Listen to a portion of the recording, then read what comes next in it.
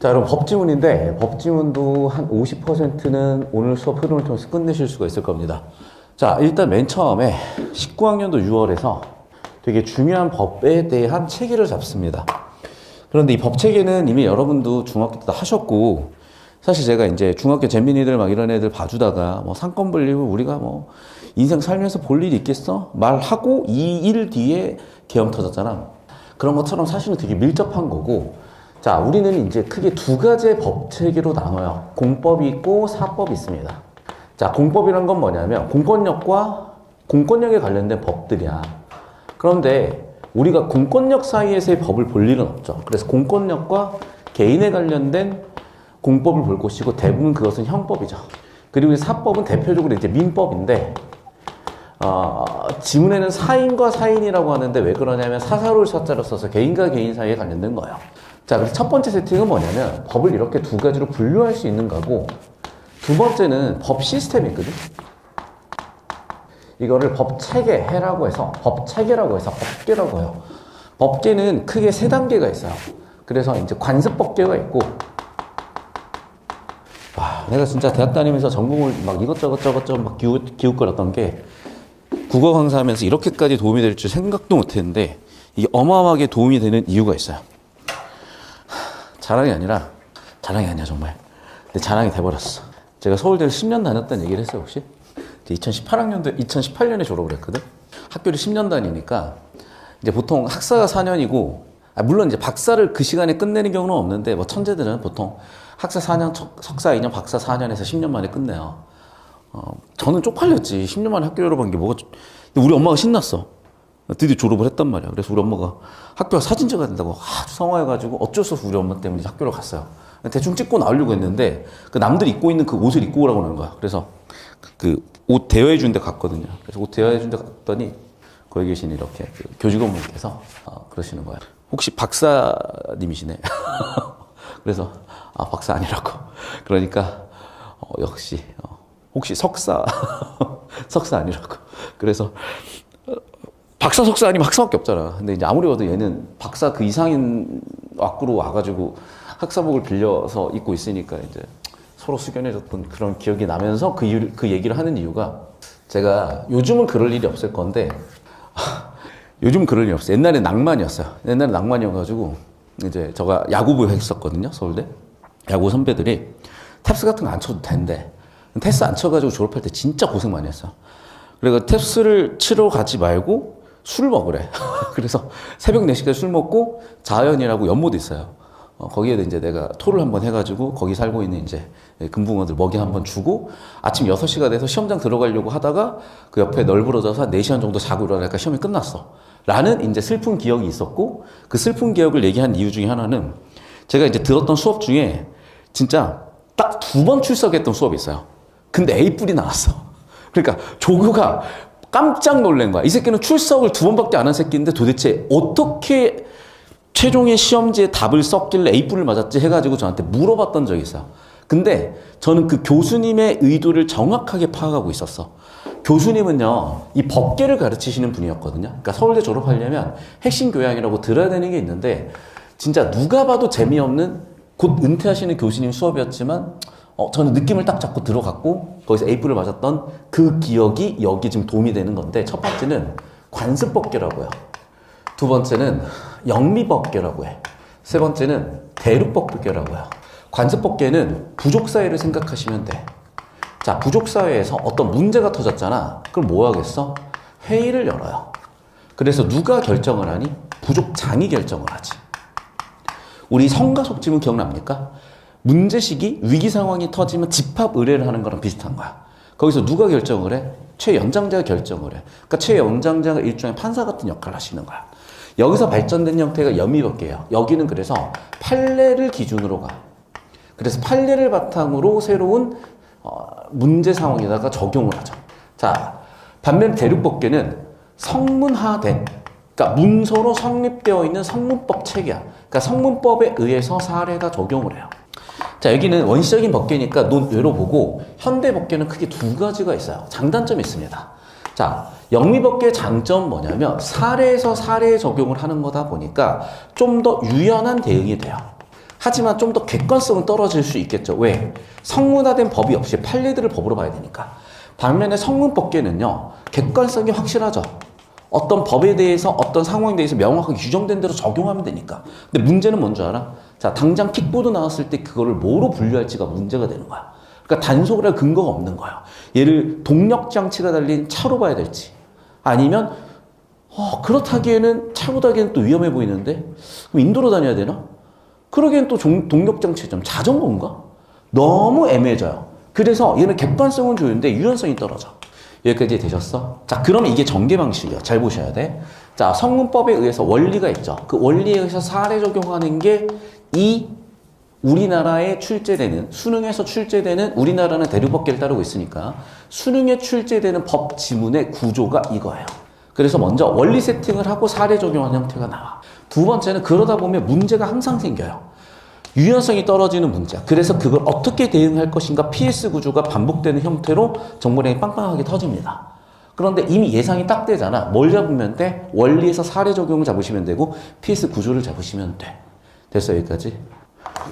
벌써 이제 지칠 때가 됐죠. 매일 보니까 얼마나 지겹다, 그치?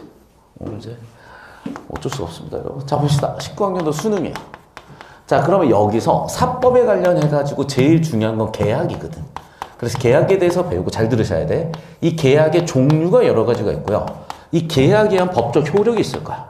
자, 그러면 이 계약도 상위 개념이 있을 거거든요. 그거를 뭐라고 한다? 법률 행위라고 해요. 그래서 법률 행위라는 걸 세팅을 하고 나서 대표적으로 계약을 다루고 증여, 상속, 단독 행위들을 다루며 그것으로 한 법적 효력을 배웁니다. 자, 그리고 나서 이어진 흐름은 전부 다 이거와 관련된 지문이고, 이제 형법이 한번 출제될 때가 오긴 왔어요. 그리고 이쪽에서도 부동산 소유권에 대한 지문들이 출제될 때가 되기도 했어.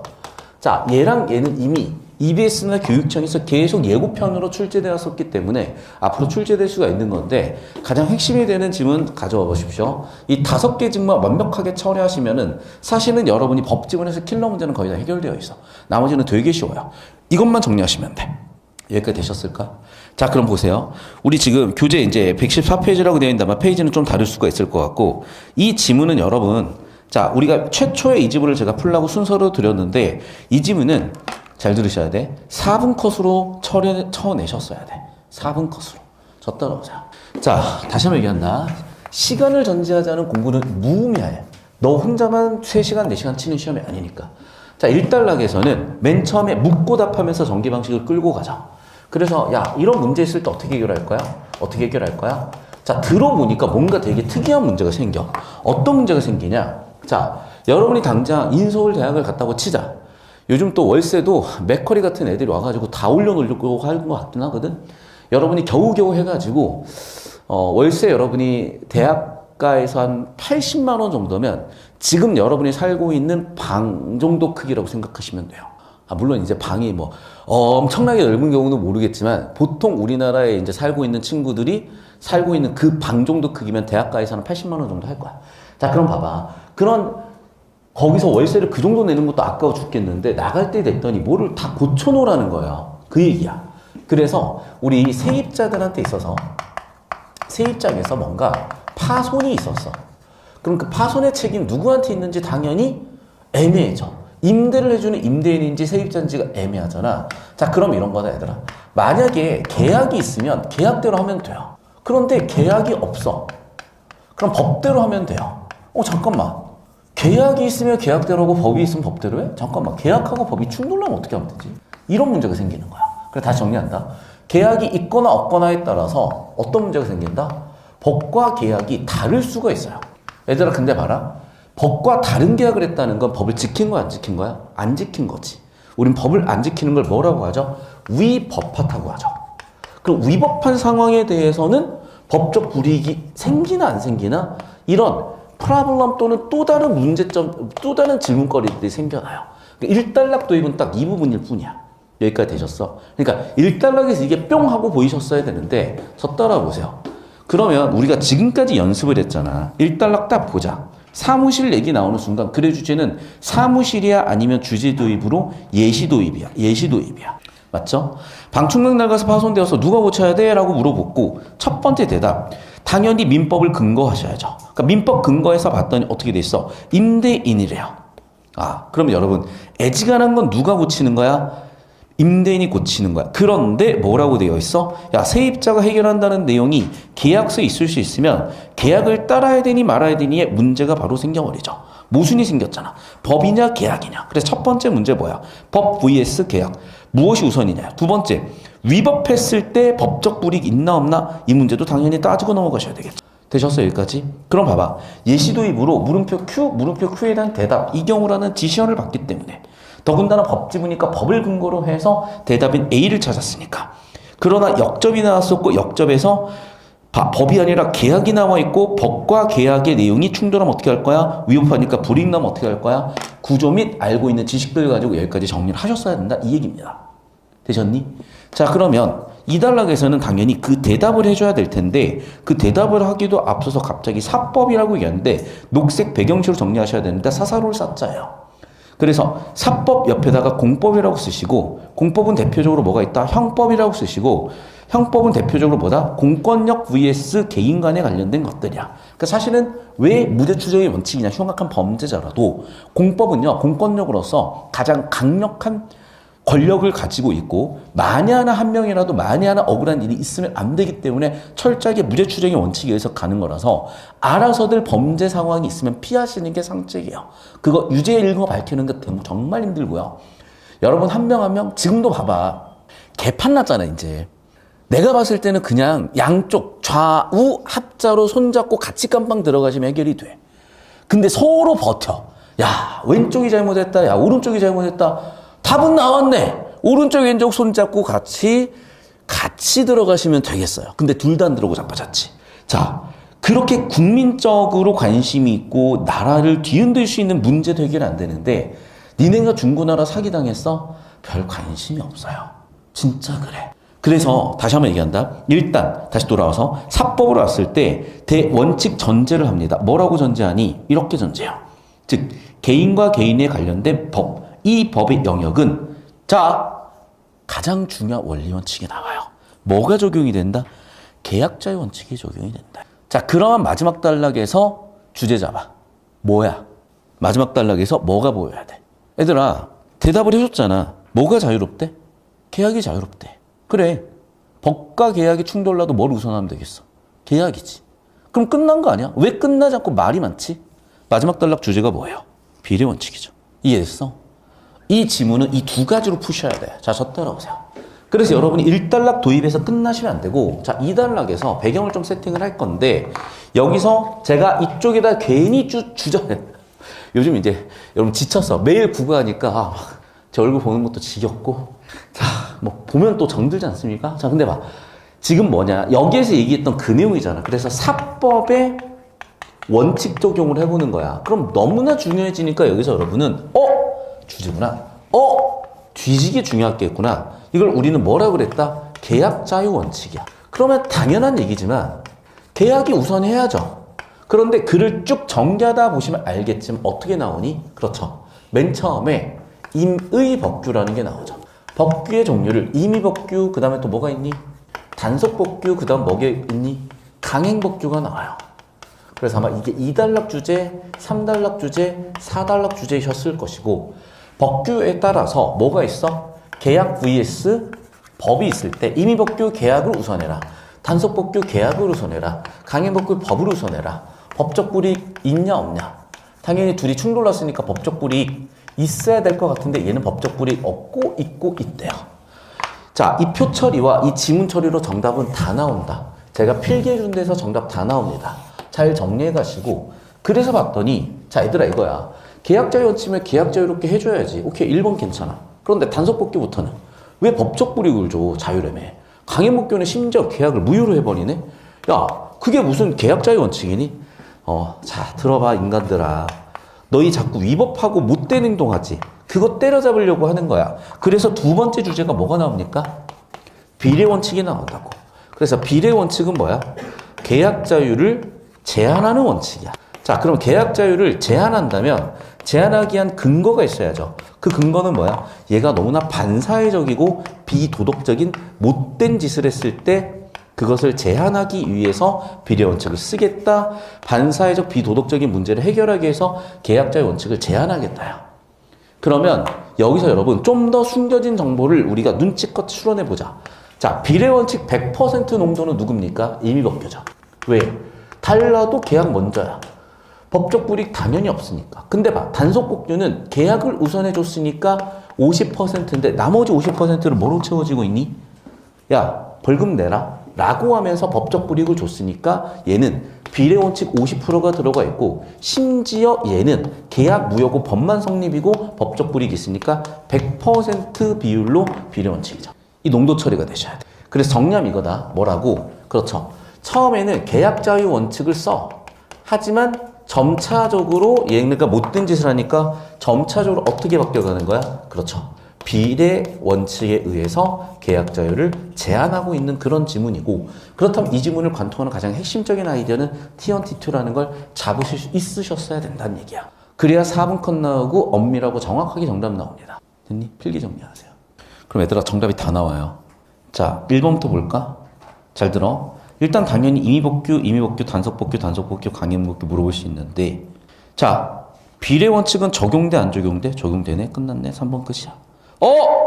주제 가지고 주제가 정답 선지될 확률이 몇 %다? 87% 이상이다. 아니다 다를까? 비례 원칙을 이해하고 계셨으면 3번이 보일 수밖에 없죠. 자, 좀 더 볼까? 계약 자유 원칙이 더 적합하다. 임의법규 맞죠? 그러니까 봐봐. 물어보고 있는 의도가 뭐야? 내가 마지막에 노란색, 빨간색으로 비율 설명해드린 저 내용이잖아. 계약 자유 원칙과 비례 원칙을 똑바로 이해하셨니? 바로 보이셔야 돼요. 여기까지 되셨니? 여기까지 되셨어? 그럼 봐. 여러분, 1번 선지는 그럼 결국에는 뭐를 우선하는 거야? 계약 자유 원칙이야? 비례 원칙이야? 얘도 계약 자유 원칙이죠. 그러니까 계약이 우선이지. 자, 하나 더 봐. 단속법규 가지고 봐. 안 돼? 그럼 어떻게 해야 돼? 강행법규 써야지. 이해됐니? 죄송. 그런데 단속법규로 돼? 강행법규 쓸 필요 없지. 이것도 뭐에 대한 설명이야? 이것도 비례 원칙에 대한 설명이지. 왜? 비례 원칙은 최소한으로 하라 그랬으니까. 됐어? 결국 무슨 얘기야? 계약 자유 원칙과 비례 원칙이라는 주제 가지고 1, 2, 3, 4번 선지를 만드는 게 보이셨고, 역시나 정답은 3번이셨어. 된 여기까지? 자, 넘어가서 볼 거야. 얘들아, 기억 니은의 공통점은 표 처리해봐. 동그라미 된 거 보이네. 법적 불이익 있다 없다 있다. 정답 1번 끝이다. 저 따라오세요. 기억하고 니은 법적 불이익 있잖아. 그러니까 풀이과정 정리하시면 답이 끝나요. 얘들아, 너희가 정보 처리가 머릿속에 돼 있으면 이거 쓰는데 30초면 1분이면 돼. 그런데 이걸 처리해 놓잖아. 문제 고르는데, 선지 고르는데 1번 문제 30초, 2번 문제 10초, 정답 40초 만에 나왔고, 그 다음에 네 번째 문제 보실 건데, 자, 네 번째 문제를 쭉 한번 여러분 부지런히 읽어오셨고, 당연한 예지만 얘들아, 계약이니까 근거는, 전제는 사법이야. 자, 그러면 사법을 바탕으로 적용을 했지. 그럼 얘들아 봐. 벌금이라는 건 법적 불이익인데, 자, 법적 불이익이 있다고 해서 법 vs 계약에 뭐가 우선인지 영향을 줍니까 안 줍니까? 안 주잖아. 인과 구조가 없어. 그런데 얘는 주어는 효력이 있음을 인정하지 않는다. 효력이 없다라고 둘의 인과관계가 있다고 얘기했기 때문에 2번도 틀린 선지야. 사법 적용 당연히 대전제니까 다 들어가줘야 되고. 그런데 잘 봐라. 벌금? 야, 얘네 안 되겠다. 못된 애들이네. 너 그래서 어떻게 해야 돼?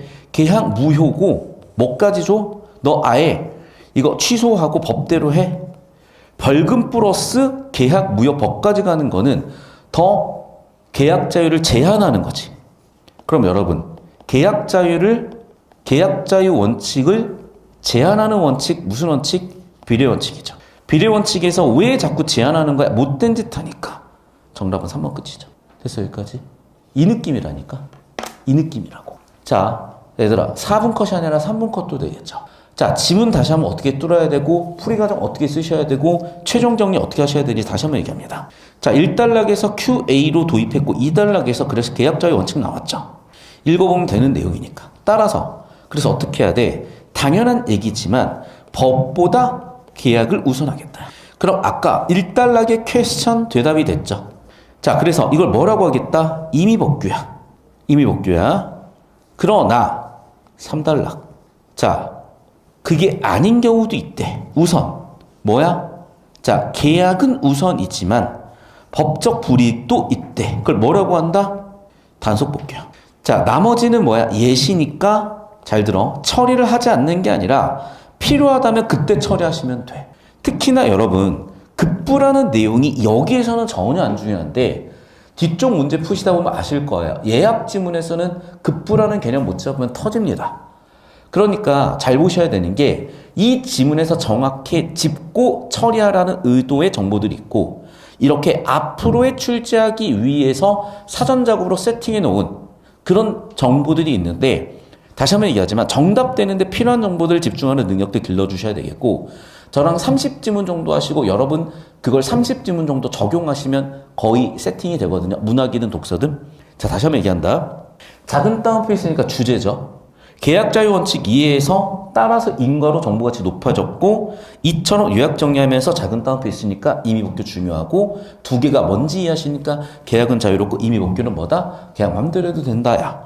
그런데 그게 아닌 경우가 있다는 거고 단속 복귀고 계약 효력 있다 하지만 법적 불이익 있다.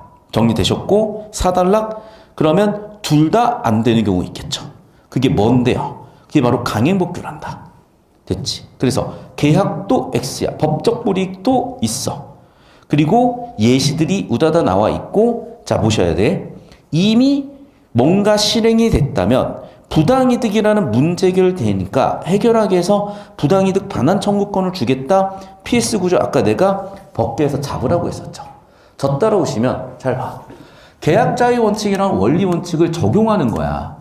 계약 자유 원칙이라는 비례 원칙이라는 원리 원칙을 임의 복귀, 단속 복귀, 강행 복귀에 적용하는 거야. 문제는 적용하는 경우에서 이쪽으로 와. 문제가 생길 수가 있고 그 부당이득에 대해서 부당이득 반환 청구권을 주겠다로 정리를 해 놓으셨잖아.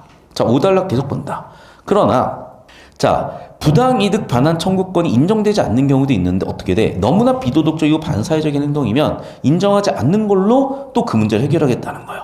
오른쪽 넘어와서 야 그러면 지금까지 계약자의 원칙이 아닌데? 맞아. 그래서 계약자의 원칙을 어떻게 정의하고 있는 거야? 계약자의 원칙이 돼.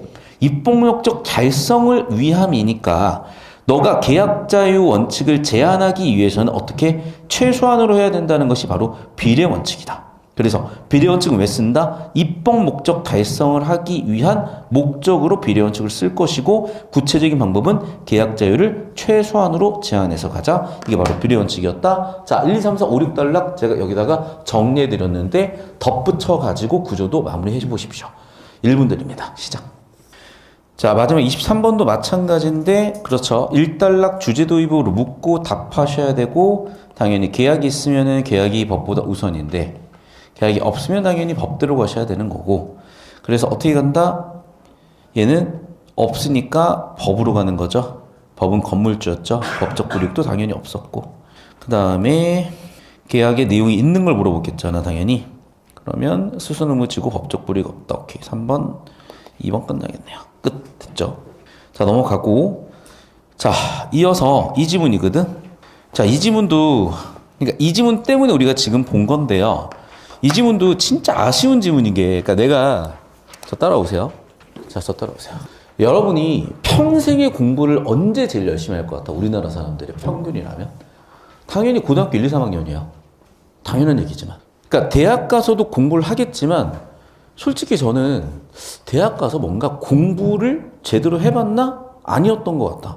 근데 왜 그러냐? 첫 번째는, 일단 우리나라 대학은 약간 좀 휴가, 인생의 휴가 같은 느낌으로 여러분이 겪게 되실 거야. 그래서 사실은 말 그대로 캠퍼스 낭만은 여러분이 선택하기 나름인데 너무 낭만만 좇지 마시고 또 이제 뭐 방학이 되게 길잖니? 방학이 보통 2달, 4달이 방학이니까 방학에 캠퍼스 낭만 같은 거 찾으실 수 있을 건데 그렇다 하더라도 뭔가 준비하는 기간이고 그래도 낭만이 있는 기간이에요. 자, 두 번째는 하긴 뭐 대학을 가봤어야 알지. 무시하는 게 아니라 대학을 가봤어야 할 텐데 아무튼 가면 좋아요, 여러분. 그냥 인생에 재밌는 일들은 그 시절에 다 일어난다고 생각을 하시고 뭐 어쨌든 이제 여러분이 대학을 가셨어. 문제는 뭐냐면 좋은 대학이고 훌륭한 교수님일수록 여러분을 방치해요. 맞지? 교수님이 뭐라고 여러분한테 길을 제시를 합니까? 그런데 반대로요. 잘 생각해봐. 애들이 뭘 해야 될지 모르는 학교가 소위 지잡일까 서울대일까? 맞잖아. 서울대 애들이 나 뭘 해야 될지 모르겠어. 알려주세요. 시키는 대로 살게요. 이러고 있겠니? 소위 지잡이 그렇게 살겠니? 그 얘기야. 사실 서울대 애들이 되게 방황을 많이 하는 이유 중에 뭐냐면 그냥 무한대의 자유가 주어져요. 내가 감당할 수도 없고 책임질 수도 없고 선택하기도 힘든 그런 무한대의 자유가 주어져. 그런데 교수님들은 그 과정을 통해 성장을 했기 때문에 3, 4년 동안 제대로 학교를 다닌 애들은 결국 그 안에서 답을 찾아요. 그리고 요즘에는 진짜 영리한 애들은 서울대인데도 자퇴한 애들이 있어. 자, 반대로 여러분이 남들이 막 지식을 머릿속에 집어넣어주고 주어진 길로만 가는 인생을 살아간다고 생각을 해봐요. 이미 답은 나오지 않았겠니? 자, 그래서 제가 항상 얘기하는 거지만 우리는 길게 봐도 1년, 2년 빠이빠이 하자는 얘기예요. 3년, 4년 보고 있으면 안 되고 재수함 사고 있으면 안 돼. 어쨌든 3년 안에 무조건 끝낼 수 있는 거고 선생님 저는 이미 미미미미미미미인데요. 그냥 올해 끝내라니까. 알았으니까. 올해 안에 끝내실 수 있으니까 무조건 올해 안에 끝내는 플랜을 정확하게 짜셔야 돼. 그래서 지금 힘드셔도 버티셔야 되고 저랑 같이 해가실 거고 너무 잔소리가 길어지는데 운동하셔야 돼. 나를 얘기하고 싶진 않아. 근데 어제 저도 3시간 잤고 오늘 3시간 잤어요. 하루에 수업을 지금 많이 할 때는 12시간씩 해. 이미 목은 다 목이 부어 터졌고요. 지금 사람이 맛이 가기 직전이야. 그런데 뭐로 버티는 거냐? 체력으로 버티는 거고 아침에 이 추운데 찬물 샤워로 버티는 거고 운동으로 버티는 거고 그냥 악으로 깡으로 그냥 버티는 거야. 내 인생이니까. 여기서 내가 흐물흐물거리고 병신 같아지면 내 인생이 병신 같아지는 건데 난 그런 인생 살기 싫거든. 힘내시길 바라고 가끔씩 내가 라고 하면서 기합을 줄 수가 있어. 라고 하면서 기합을 줄 수가 있어요. 힘내세요! 이런 식으로 기합을 줄 수도 있는데 알아서들 기합들 넣으시고 자 다시 한번 오셔서 봐. 우리가 이 지문을 풀어나감에 있어서 또는 앞으로의 법지문의 정보 처리에 있어서 원리 원칙은 제가 여기 써드린 내용으로 똑같다는 거야. 그럼 1단락, 2단락에서 무슨 생각을 가지고 보셨어야 되냐면 딱 한 단어 집어내시라고. 그게 뭐였을까? 여러분 배우셨잖아. 이처럼 요약 정리죠. 1단락 중요야, 2단락 첫 문장 중요야. 그럼 니네 판단을 버려. 이처럼 네가 중요하다 그랬지. 1, 2단락을 묶어서 이게 제일 중요한 거야. 자, 제일 중요하니까 문장 구조로 잡아볼게. 의사표시를 필수적 요소로 하여 법률 효과를 발생시키는 행위들을 주어는 그럼 뭐야? 법률행위죠. 법률행위는 뭐야? 1. 의사표시를 필수적 요소로 하죠. 2. 법률 효과를 발생시키죠.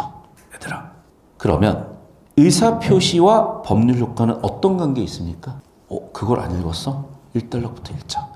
내일 방탈출 카페 갑시다 라고 약속을 했다고 치자. 계약도 약속이야.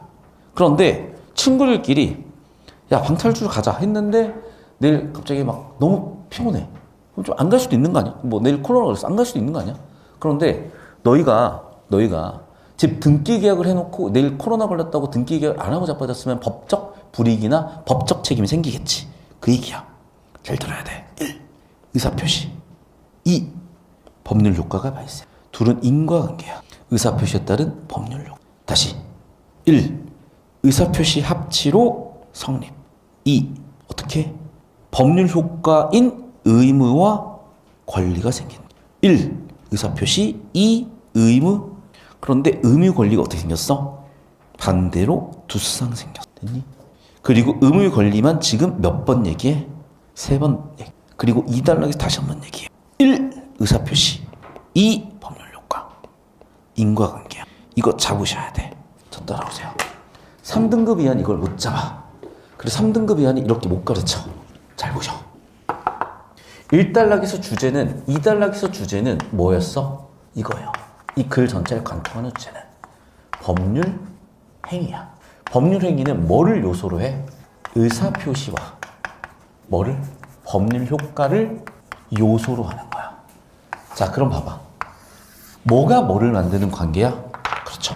의사표시에 따라서 법률 효과가 생기는 인과관계야. 자, 그래서 1, 2단락의 주제인 계약은 의사표시의 합치에 따라서 뭐가 생겨나?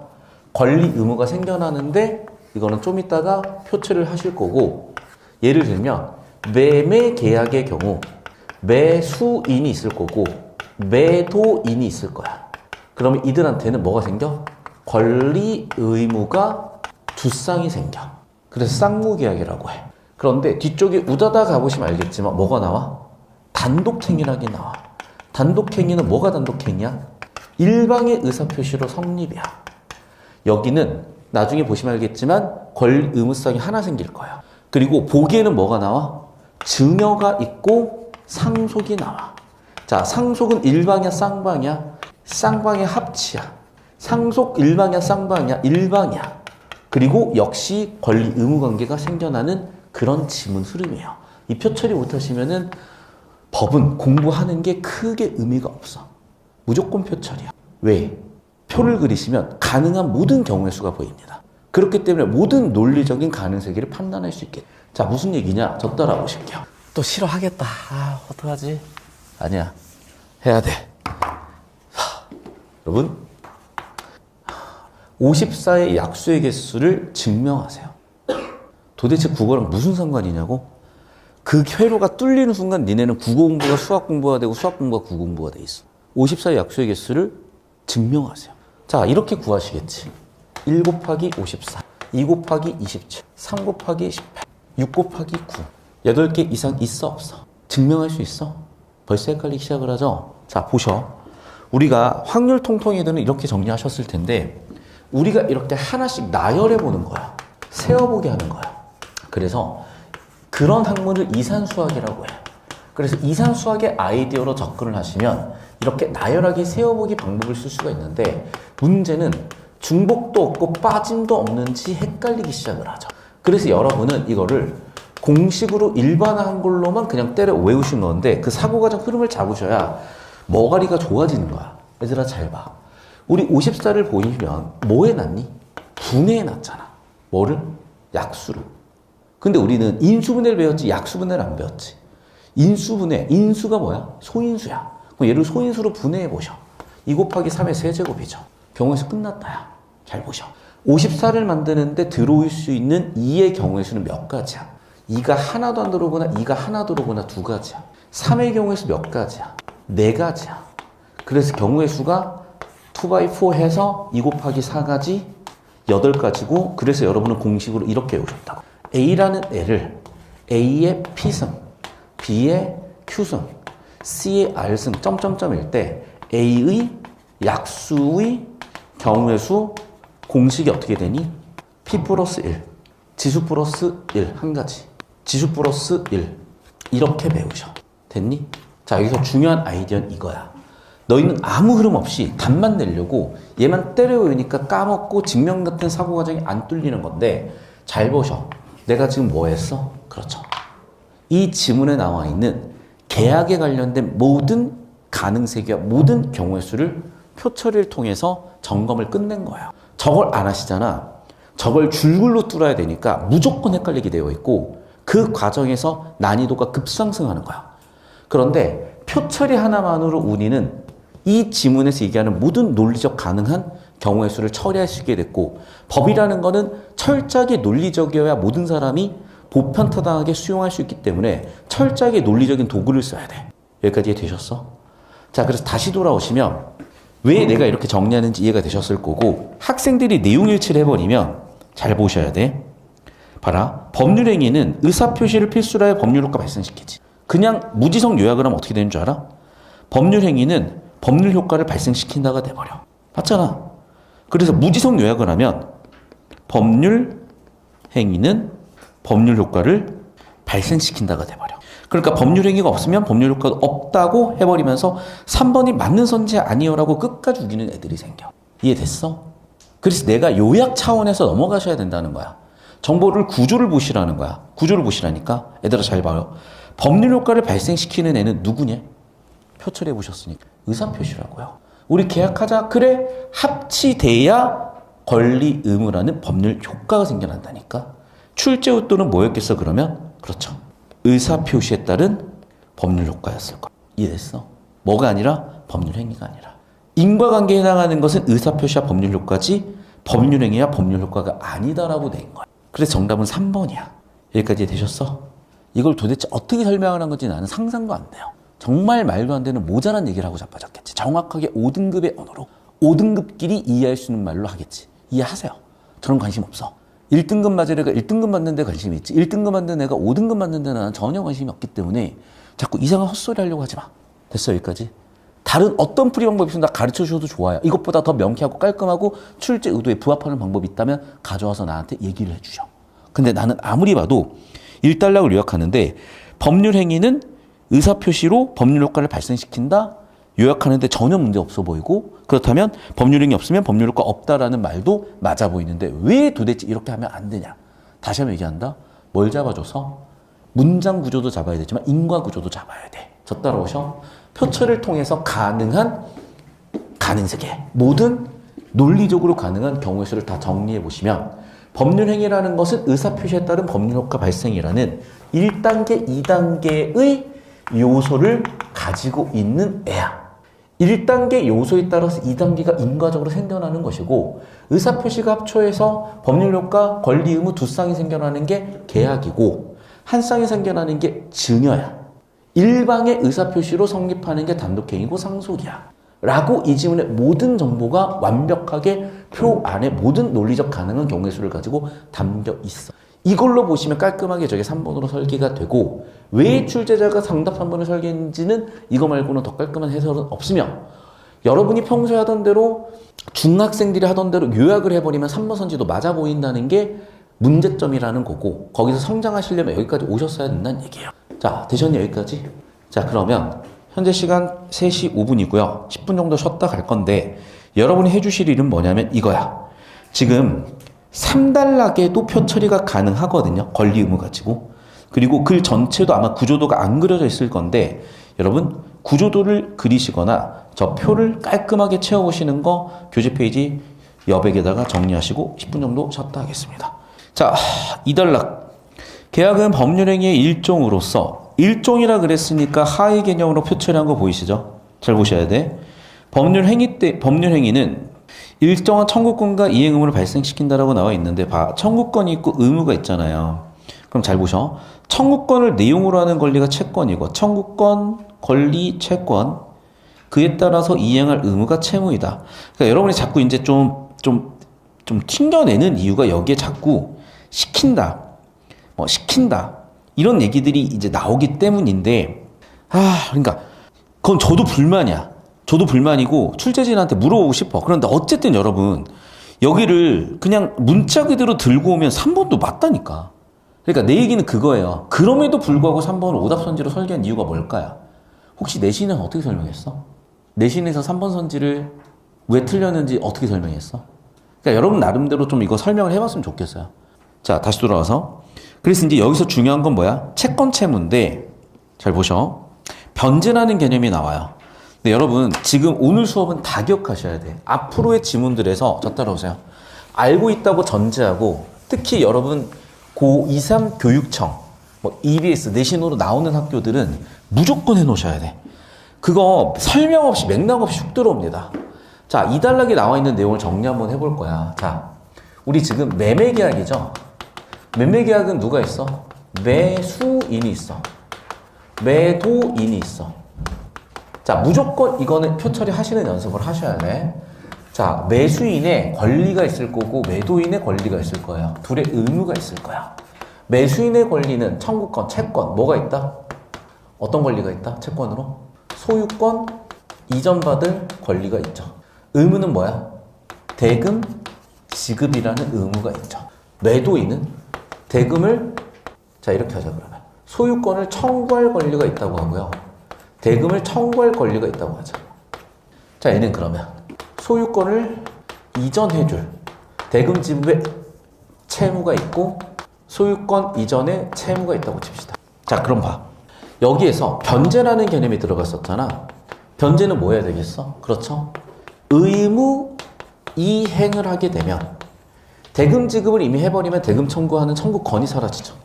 의무 이행으로 거기에 해당하는 권리가 소멸되는 것이 바로 변제래. 그럼 여러분 결국에는요, 2단락에 나온 내용은 이게 전부 다야. 1단락 나온 내용은 저기 표처리, 2단락 나온 내용은 이게 다야. 그래서 지문의 구조 흐름을 딱 보시면, 자, 1단락에서 뭘 정리했어? 법률 행위가 의사표시에 따라서 뭐가 발생한다? 법률 효과가 발생한다 그랬고, 그 법률 효과에 대해서 권리와 의무상으로 정리할 수 있다고 그랬었죠. 그래서 정리하면 둘은 인과관계였고, 이 법률 효과를 한마디로 정리하자면 이런 권리 의무 관계라고도 정리가 되셨죠. 그리고 특히 그 권리 의무 관계에 있어서 변제라는 개념까지 들어왔어. 됐니 여기까지? 그럼 1, 2단락을 보시고 여기까지 풀이 과정이 정리가 되셨어야 되고, 자 3단락 올게. 자 그래서 쭉 설명을 해요. 그런데 문제가 생겨. 왜? 자 물건 달라 그래도 죽어도 주질 않는 문제. 그럼 어떻게 해야 돼요? 그렇죠. 완력으로 해결하면 되잖아. 근데 완력으로 해결할 수 있대? 안 된대. 아니 그러면 어떻게 해야 되는데요? 자 이제 잘 들으셔. 옛날에는 완력을 아무나 쓸 수가 있어요. 이렇게 깡패였죠. 근데 이제는 정부만 완력을 쓸 수가 있어. 그래서 이제는 그 완력을 누가? 그렇죠. 공권력이 독점하는 시대로 간 거야. 그래서 사실은 더 안전한 시대로 간 거야. 옛날에는 길 가다가 썰 풀까? 내가 10년 전 헤어진 여친이 있어요. 전 여친 얘기 한번 하고 갈게. 왜 그러냐면 남학생들을 위해서 해주는 얘기야. 10년 전에 우리가 유럽 여행을 갔어요. 또 내가 올해 들어서 화 한 번도 안 냈다 그랬는데 갑자기 또 확 빡치려고 그러네. 10년 전에 이제 유럽 여행을 갔다가 우리 한 2주 갔을까? 보통 여행 가면 이제 잘 지내기도 하고 싸우기도 하는데, 와, 이제 피렌체에서 얘가 그 누텔라 초코 발려진 뭐라 그러냐 이거? 프라페? 파르페? 프레페. 프레페. 역시 먹는 걸 잘 아세요. 자, 프레페를 먹고 얘가 체한 거야. 그래가지고 체해가지고 얘가 쓰러진 거야, 진짜. 그래서 119를 불렀다니까? 911인가 119를 불러서, 진짜로. 그래서 와가지고, 거기, 이탈리아 911 와가지고, 얘 응급처치 해주고 가는데, 기차 시간이 딱 애매한 거야. 그래, 어쩔 수 없이 이제 기차를 향해서 가는데, 얘가 아프니까 못 가면 어쩔 수 없다고 냅두려고 했는데, 얘가 갑자기 막 뛰는 거야, 환자가. 그래서 어쩔 수 없다고 막 따라가서, 이제 올라가는데 일단 사람이 우선이잖아요. 그래서 일단은 걔를 챙기고 있는데, 옆에서 막 딱 봐도 양아치 같은 새끼들이 이제 막 짐을 이렇게 들어주고 막 이렇게 뭔가 하더라고. 그래서 일단은 사람을 챙겨야 하니까 걔를 챙기고 나서 짐을 싣고 올라갔는데, 아니나 다를까 그 양아치 같은 한 3명, 4명 정도가 와가지고 이제 돈을 달래. 그래서 이제 한 5유로 정도 줬어요. 그랬더니 약간, 근데 키도 솔직히 나보다 되게 많이 작았어, 걔네들이. 등치 내가 더 컸어요. 그런데 얘네들이 한 4명 정도 둘러싸가지고 막 때릴 듯이 막 돈을 달래. 그래서 나는 괜히 해외 나가가지고 싸울 필요도 없고 하니까 그냥 좋게 가라고 했는데, 여자친구가 해가지고 보냈어. 그럼 나 이제 잘 끝났는데, 얘가 저를 제 인생에 가장 긁은 한 단어가 있어요. 딱 이 단어가 나를 긁더라고. 오빠는 남자가 돼서 쟤네들 하나를 처리를 못해? 이러는 거야. 그때 제가 어마어마하게 긁혔어요. 지금 생각해보잖아. 사실 그 뒤로 저는 그런 일들이 있으면 제가 완력을 쓸 듯이 하면 알아서 피하더라고, 상대방이. 그러니까 이게 상대방을 봐가면서 해야 되는데. 미안해, 쓸데없는 소리였죠. 역시 재미도 없고. 그래서 이제 하고 싶은 얘기는 뭐냐면, 우리가 괜히 그럴 때 현명하게 대처하는 게 좋은 방법이냐, 아니면 약간 뭐 남성성을 딱 발휘하는 게 좋은 방법이냐? 제 경험상 후자예요. 그래서 남학생들은 알아서 번화가 같은 데 잘 가지 마시고, 만약에 가게 된다면, 그래서 애들이 다 가오를 잡고 다니는 거야. 그리고 뭐 만약에 내 몸이 왜소하다 그럼 일단 그날은요 옷을 존나 껴입고 가. 오늘 옷 존나 껴입고 옷을 이렇게 만들고 가면 알아서 걔네들이 피해 다니니까 알아서 그렇게 하시고, 뭐 평소 운동도 많이 하셔라 이런 잔소리를 한 거고. 미안해, 쓸데없는 소리 그만할게. 그놈의 완력. 그래서 어떻게 해야 된다? 완력은 안 되더라. 그래서 누가 그 완력을 행사해 주겠다? 정부가 행사를 해 주겠다라고 한 거야. 자, 그래서 보셔야 돼. 자, 갑자기 법 체계가 또 나와요. 실체법. 그리고 뭐가 나와 있어? 절차법. 이 법 체계도 한번 정리하고 가야 돼. 그래서 여러분, 지금 제가 이걸 영상을 안 끊고 한 호흡으로 가는 이유가 왜 그러냐면, 이 체계 못 잡으면 나중에 다 터집니다. 체계 잡으셔야 되고, 이쪽을 지우고 갈 거거든? 이쪽으로 좀 잡아주세요. 자, 이게 소재로 안 나왔는데, 왜냐면 옛날 기출이기도 하고, 이미 여러분이 사회 시간에 다 배웠다고 보시는 것 같아요. 배웠지. 중1 때. 정확하게 우리는 중학교 1학년으로 갑니다. 우리 해강중 1학년 학생들 대상으로 하는 사회 선생님의 수업이에요. 잘 들으세요. 우리 법들의 법이 뭐였지? 우리 중학생 잼민이 여러분, 법들의 법은 헌법이에요. 자, 그러면 이 헌법에 의해서 만들어지는 크게 3법이라고 하지. 뭐가 있니? 민법과 형법이 있죠. 자, 여기까지는 잘 들어. 우리 이제 권리관계를 규정하는 실체적인 내용이 있으니까 이걸 뭐라고 해? 실체법이라고 하는 거야.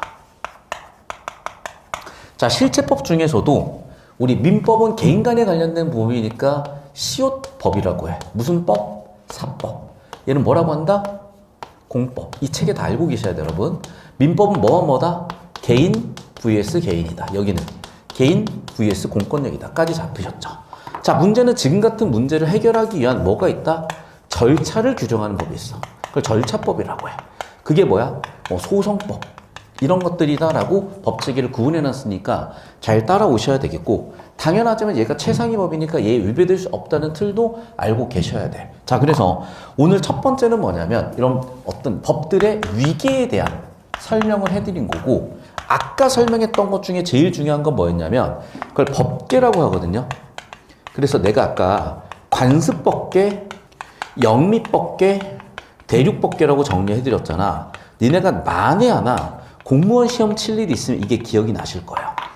만에 하나 여러분이 법 관련된 뭔가 공인 중개사 이런 거라도 공부하실 일이 있으면 무조건 내가 했던 얘기들이 기억이 나실 거야. 이 틀이 갖춰져 있어야 돼. 자, 그리고 하나 더. 권리와 의무는 항상 대응쌍입니다. 항상 대응쌍이에요. 그래서 예를 들면 우리가 4대 의무가 있으니까 4대 원리가 생겨나는 거고, 권리는 없이 의무만 있으면 노비다 이런 얘기들이 있으니까 알아서들 잘 해결하시고, 하나 더 얘기한다. 법은 무지를 용서하지 않는다. 하나 더. 법은 잠자는 자를 위해서 존재하지 않는다. 무슨 얘기냐면 내가 손해를 입었거나 피해를 입었어. 그런데 가만히 있으면 그 누구도 구제해주지 않아요.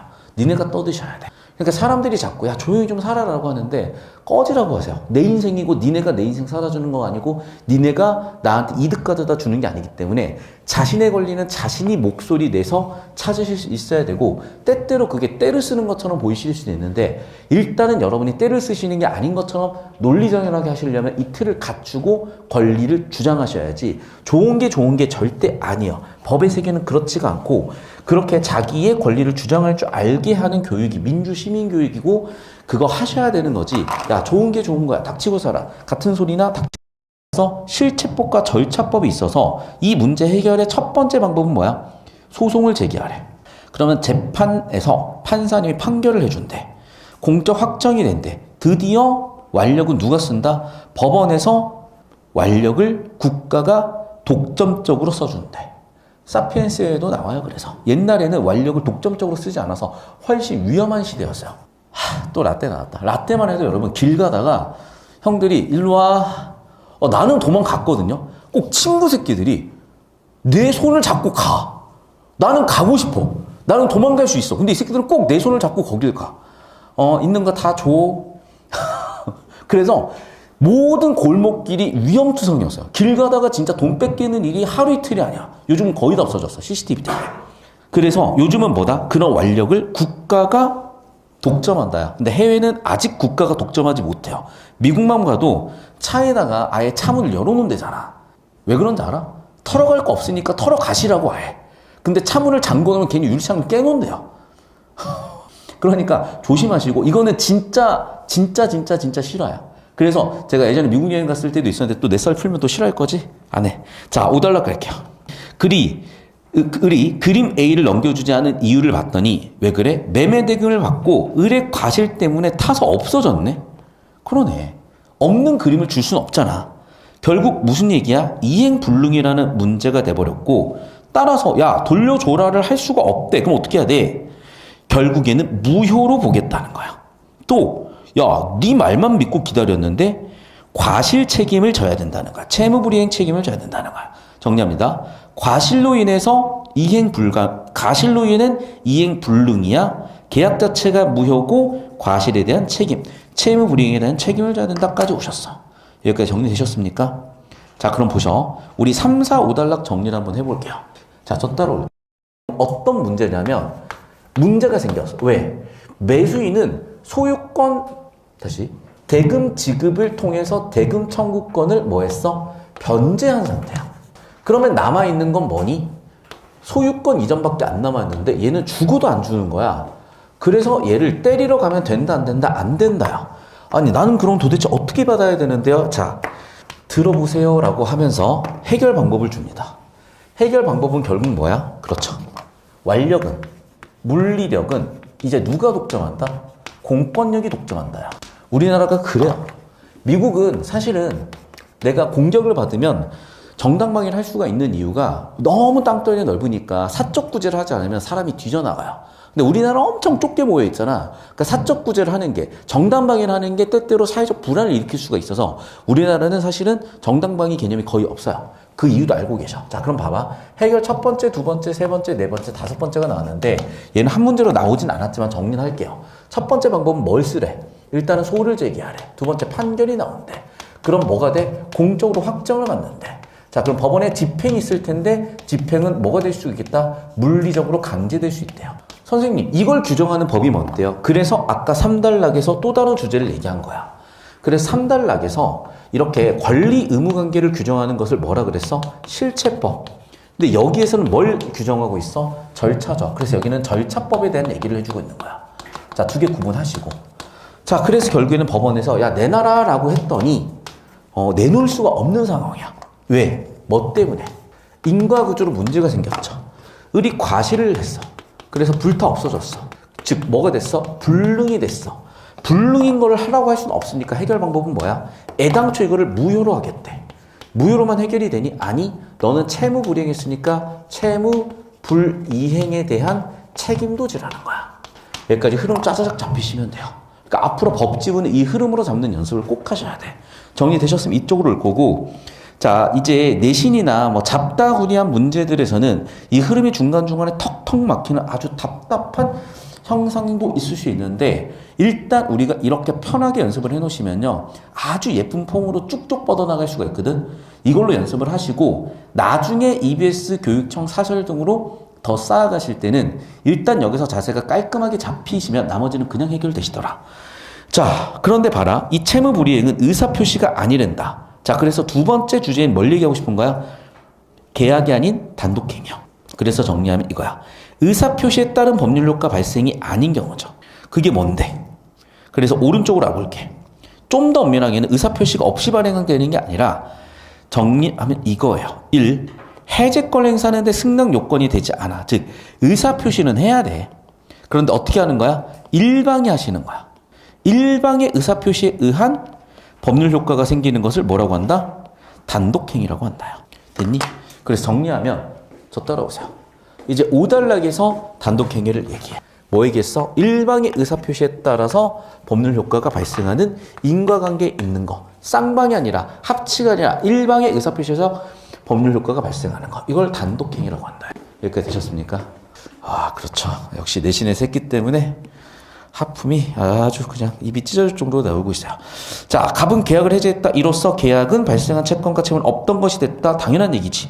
채무 이행할 필요가 없지. 이미 이행된 게 있으면은 뭐가 있어야 돼? 원상 회복 청구권이 있어야 되겠네. 결국 갑은 뭐야? 원상 회복이니까 내가 줬던 돈을 내놔라 라고 할 수 있게 되는 거죠. 됐니? 여기까지? 자, 그러면 이제 문제 풀어볼 건데 신유권 처리가 되셨고, 봐봐. 그냥 넘어가지 말고 실체법과 절차법을 구분하는 의도가 보이시지? 이건 배경지시로 정리를 해놓으셔야 돼. 좀만 필기하자, 얘들아. 자, 4번, 5번은 뭐야? 그렇죠. 앞으로 공권력이 물리력을 독점한다. 됐죠? 자, 넘어가서 17번 가볼게요. 자, 잘 들어야 돼. 기역과 니은은 계약이고 여기는 단독행위죠.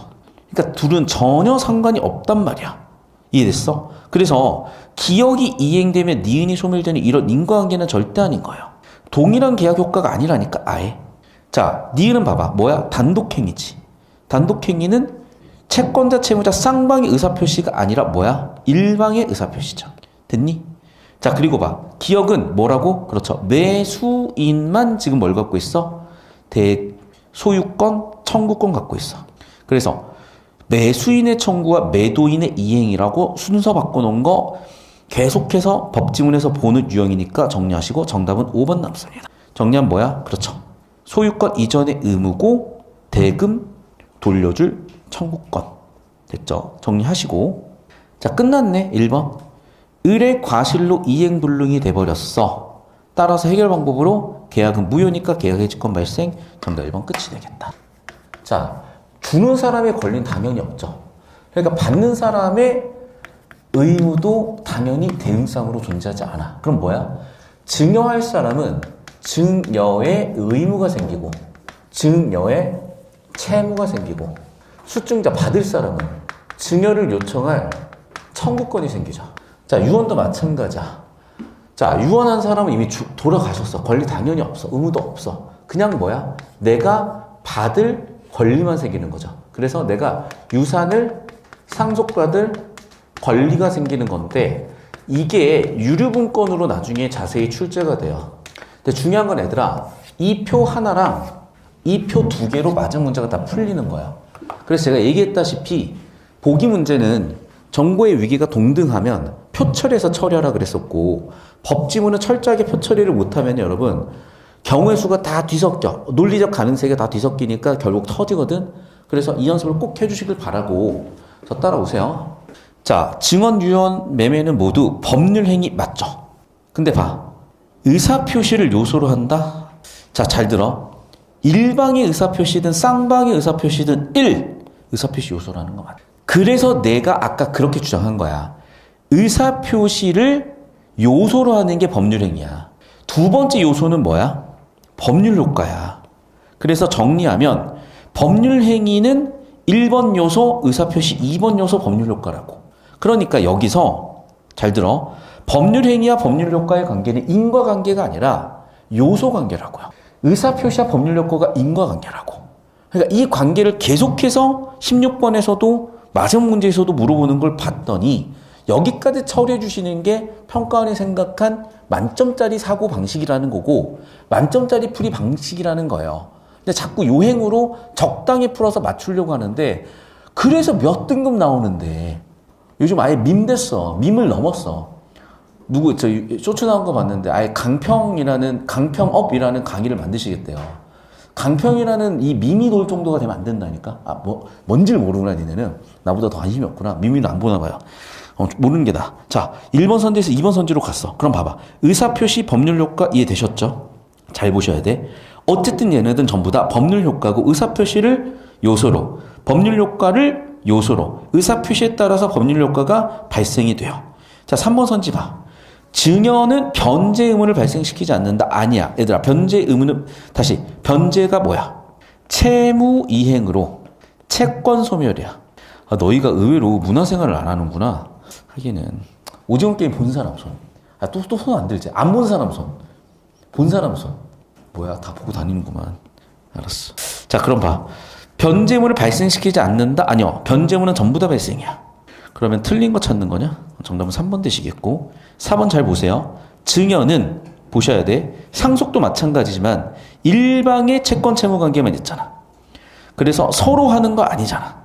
매매는 서로 하잖아. 저 따라오세요. 보셔. 매매는 쌍이야. 그런데 증여와 유언은 일방이야. 이해되셨어? 그러니까 이 차이를 읽을 줄 아냐는데 이 문제에서는 표까진 필요 없다 칠지라도 그려놓으라니까. 풀이 과정을 쓰셔야 실전에서 암산이 되고 나중 문제에서도 암산이 돼. 자, 5번 선지 봐. 그렇죠. 1. 의사표시 합치하여 2. 법률효과 발생인데 증여는 합치해야 되지만 유언은 합치할 필요가 없었고 정답은 아니나 다를까 3번이었는데 이걸 줄글로 처리하시는 것보다 표 처리가 더 깔끔하고 아름다우셨다. 여기까지 되셨을까? 자, 고생들 하셨고 오늘 영상 여기까지.